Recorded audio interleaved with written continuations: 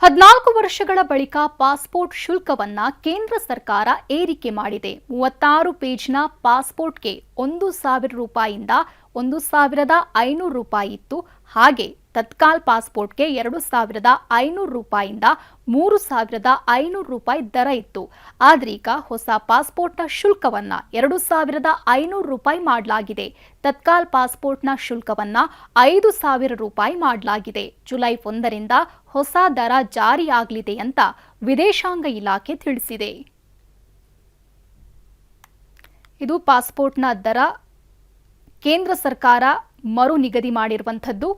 ಮೊದಲು 36 ಪೇಜ್ನ ಪಾಸ್ಪೋರ್ಟ್ಗೆ 1,000 ರೂಪಾಯಿ ಇತ್ತು, 1,000ದಿಂದ 1,500 ರೂಪಾಯಿ ಇತ್ತು. ಹಾಗೆ ತತ್ಕಾಲ್ ಪಾಸ್ಪೋರ್ಟ್ಗೆ 2,500 ರೂಪಾಯಿಯಿಂದ 3,500 ರೂಪಾಯಿವರೆಗಿತ್ತು. ಆದ್ರೀಗ ಹೊಸ ಪಾಸ್ಪೋರ್ಟ್ನ ಶುಲ್ಕವನ್ನು 2,500 ರೂಪಾಯಿ ಮಾಡಲಾಗಿದೆ.